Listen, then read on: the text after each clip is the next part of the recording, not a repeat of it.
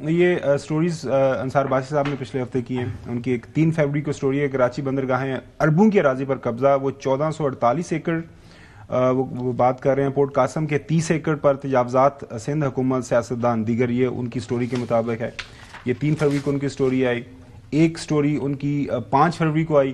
2 دن بعد 55 کھرب کے تجارتی تضادات 5 سال کے دوران بندرگاہوں پر انڈر انوائسنگ اور ڈیجیٹل ٹیکنالوجی نہ ہونا بڑی وجہ. اس کے بعد انہوں نے یہ بھی بتایا کہ سڑکوں, ٹرینوں کے انفراسٹرکچر کا فقدان, سامان کی ہینڈلنگ, منتقلی, رابطہ کاری کے, اور پورٹ قاسم کے لیے بڑے چیلنجز یہ بھی کے پی ٹی کے مسائل ہیں.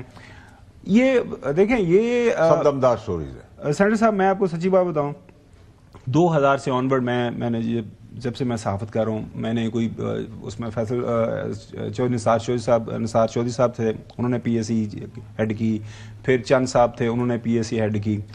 جو ہے ارب ہار روپے کے آڈٹ پیراز آتے ہیں, ہر دور کے اندر یہ چیزیں ہائی لائٹ ہوتی ہیں, لیکن وہ اس کا حل کوئی نہیں ڈھونڈا جاتا. مطلب یہ کہ کسی نے اگر جیب کے اندر کوئی ارب روپیہ ڈالا ہے, کسی بندے نے بھی, کوئی بھی ہو, اب اس کو ٹانگیں گے نہیں ہیں, اس کو لوگوں کے سامنے لائیں گے نہیں, تو پھر یہ اس طرح کے انکشافات ہوتے رہیں گے, معاملہ بڑھتا رہے گا. گومن صاحب دیکھیں, اللہ کی مہربانی, ابھی تک تو جس چیز پہ ہاتھ ڈالا ہے اس چیز کو رکوا بھی دیا ہے, ریورس بھی کرا دیا ہے, اور پاکستان کو فائدہ بھی کرایا ہے. اور میں آپ کو پھر آپ سے کہوں گا کہ جس کا جو کریڈٹ بنتا ہے اس کو ہمیں دینا چاہیے. ہم سب کوشش کریں اپنی اپنی جگہ کے اوپر. چیف نے جب ایک بات آپ کو سمجھا دی ہے پورے پاکستان کو, پاکستان پہلے, تو پاکستان پہلے ہی ہوگا, اور ہم کھڑے ہوں گے اور منطقی انجام تک پہنچا کے دکھائیں گے, اور سالوں میں نہیں. میں نے ان کو آج یہ بھی کہا, ریکویسٹ کی جو منسٹر, سیکرٹریز اور چیئرمینس تھے, کہ مجھے یہ سلائڈس کے اندر میں انٹرسٹڈ نہیں ہوں. میں نان ٹیکنیکل آدمی ہوں. Political boss is never a technical boss. ٹھیک ہے, تو مجھے تو کاروبار کرنا آتا ہے. میں چوری روک دوں گا تو خزانے کو فائدہ ہو جائے گا. ٹھیک ہے جی. تو میں یہ کام کر کے اس میں لیٹر لکھ رہا ہوں prime minister, S I F C کو. یہ ساری لینڈ بینک جو ہے, اب میں نے ان سے کہا ہے کہ آپ اس کو آگے بیچ نہیں سکتے. یہ سب آپ ایک ہمیں دیں گے جو کلیئر لینڈ ہے, اس کی قیمت دیں گے, سب پوری میری ٹائم. ایک جس پہ لیٹیگیشن ہے وہ بھی ہم آپ کو اسی ساتھ ختم کرا کے دیں گے, اور ایک جس پہ قبضہ ہے وہ قبضہ خالی کرا کے پوری لینڈ بینک کو لے کر ایس آئی ایف سی کے بینک میں ڈال دیں گے, کہیں باہر بیچو, اربوں روپے ڈالر لے کے آؤ. ٹھیک ہے, جو طریقہ ہوتا ہے پوری دنیا میں ملک چلانے کا. میں ایڈ کرنا چاہوں گا. دیکھیں جی, ایس آئی ایف سی کے تحت جو ہے نا, اب ایک نیا پروگرام بھی ہے. آپ کو معلوم ہے کہ جتنی بھی جو گاڑی ایکسیڈنٹڈ ہوتی ہیں, یہ دبئی جو ہے وہاں پر آتی ہیں, مطلب ایک فری زون ہوتا ہے وہاں پر, وہ فری زون میں آتے ہیں, اور وہاں سے وہ گاڑی ایکسپورٹ ہو جاتی ہے. جاپان سے گاڑی آتی ہے دبئی, اور دبئی سے چلی جاتی ہے ساؤتھ افریقہ, مختلف ممالک میں. $30 بلین کی انڈسٹری ہے. یعنی دبئی کی لینڈ کی پرائس بھی زیادہ ہے, وہاں کا رینٹ بھی زیادہ ہے, وہاں پر لیبر کی کاسٹ بھی زیادہ ہے. یہی پلان جو ہے اسی کو ریپلیکیٹ کرنے کا ایک پروگرام ایس ایف سی کے تحت پاکستان کے اندر, اور اس میں بھی جو ہے وہ کافی ہرڈلز جو ہے وہ آ رہی ہیں. لیکن بہرحال یہ $30 بلین کی انڈسٹری بھی آپ کے پاکستان کے اندر, کیونکہ جاپان میں جو لوگ ان گاڑیوں کا کام کر رہے ہیں وہ پاکستانی ہیں, اور جو دبئی میں کام کر رہے ہیں وہ بھی پاکستانی ہیں.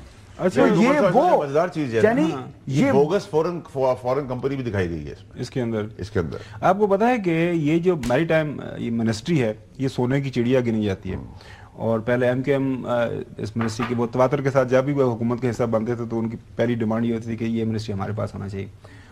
پی ٹی آئی کے دور میں اسماعیل صاحب ہمارے دوست, وہ اس کے علی زیدی صاحب اس کے منسٹر تھے. اب یہ ہے ظاہر موجودہ حکومت ہے, کیسر صاحب ہے. سوال وہیں کا وہیں فیصل واڈر صاحب کھڑا ہوا ہے کہ سب کو پتہ پرابلم کیا ہے. چلے میں حسن سے یہ شروع کرتا ہوں کہ اس کا حل جو ہے موجودہ حکومت جب انکمپٹنس اور کرمنل نیگلیجنس ایسے نہیں ہوتی. دیکھیں گھومن صاحب, دیکھیں میں آپ کی بات سے بالکل ڈس ایگری نہیں کروں گا, آپ کی بات اگری ہے. دیکھیں میں آپ کو بتاؤں ایشو کیا آ رہا ہے. ایشو ہمارے پاس یہ ہے کہ ہمارے پاس اس کا فقدان ہے جو ادھر سے خالی ہوتا ہے. میرے خیال میں کوئی یہاں کا فقدان وہ تو ہے ہی, وہ تو انڈرسٹوڈ ہے. ٹھیک ہے, نیت آپ نے ڈمپرز کا ایشو اٹھایا ہے. ٹھیک ہے, میں مثال دے رہا ہوں. ڈمپرز کا اس کا پاکستانیوں نے کیا علاج نکالا, لیڈرشپ نے اس کو آگ لگا دی. ڈمپرز آگ لگانے سے نہیں رکیں گے. ڈمپرز کے اندر مومنٹم ہوتا ہے, لوہا اتنا ہوتا ہے کہ اس کو روکنے کے لیے ٹائم چاہیے ہوتا ہے. ٹھیک ہے, آپ کا ذہن میں صرف ایک چیز کا طریقہ ہے, لائسنسنگ, ٹریننگ, اور اس کی سپیڈ لاک کر دیں شہر کے اندر 40 کلومیٹر سے اوپر سوئی جائے نا, جو دنیا میں جس طرح دیتا ہے. 75% आपके एक्सीडेंट पूरे हो जाएंगे. जो हाईवे पे बड़ी बड़ी कोच चल रही हैं, नालायकों को कहें कि कोच की ट्रेनिंग के साथ उसकी स्पीड 80 कर दें. 80 से हाईवे से ऊपर वो नहीं जाएगी तो एक्सीडेंट ऑटोमेटिकली 75% कम हो जाएगी. हर चीज का टेक्निकल नियतन जहनी तौर पे हल है. हमारा हल क्या है? आग लगा दो, आग लगा दो, इस पे सियासत करना शुरू कर दो, बयानात देना शुरू कर दो. This is not the way. आपकी लोडिंग से, एक्स्ट्रा लोडिंग से सड़क खराब हो रही है, उसकी 30-30 करोड़ रुपए की इक्विपमेंट की गाड़ी है, वो आप खरीद लें, आपकी 300 करोड़ रुपए की जमीन बच जाएगी. ठीक है, अभी कुछ ली भी गई है और ले लें.